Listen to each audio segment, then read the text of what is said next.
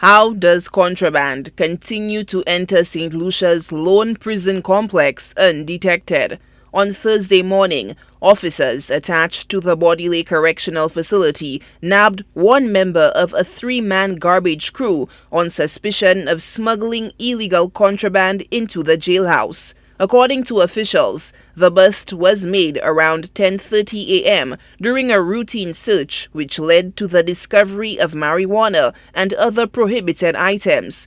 Charges are expected to be laid against the garbage crew member who accepted responsibility for the smuggled goods. Penal officials have been engaged in an uphill battle against the illegal use of cell phones. Authorities have even reportedly attempted to source mobile phone jammers to no avail. The prisons, things are a little quiet. We have not been able to source the equipment that I'm looking for. But like I promised, I would have been looking at the prisoners, the inmates that are there, especially those on remand.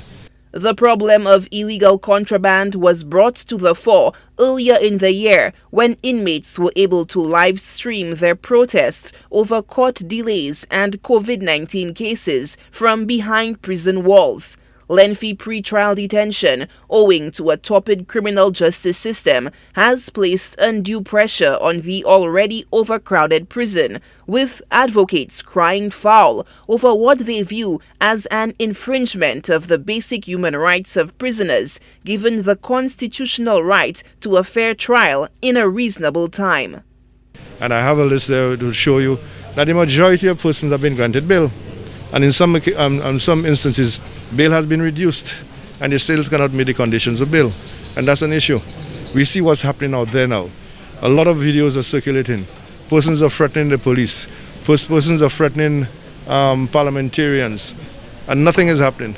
The Minister for Home Affairs, Herman Francis, also admonished those he accuses of using media platforms to perpetrate a culture that further undermines the work of law enforcement and the rule of law.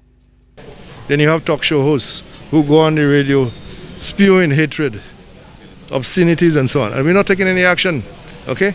And sometimes persons want to blame the minister and say, but minister, what are you doing about so-and-so? Somebody just got killed last night. What are you doing about this? The minister can only assist the police to do what he have to do.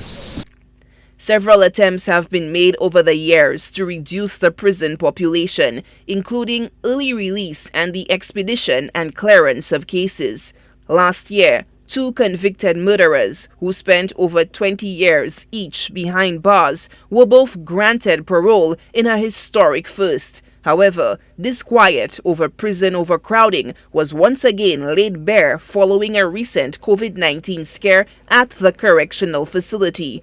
Critics say the woes at the prison are indicative of the dysfunction that has pervaded the entire criminal justice system for decades, with no apparent end in sight to the parlous state of affairs. Solange Alfred, HTS News Force.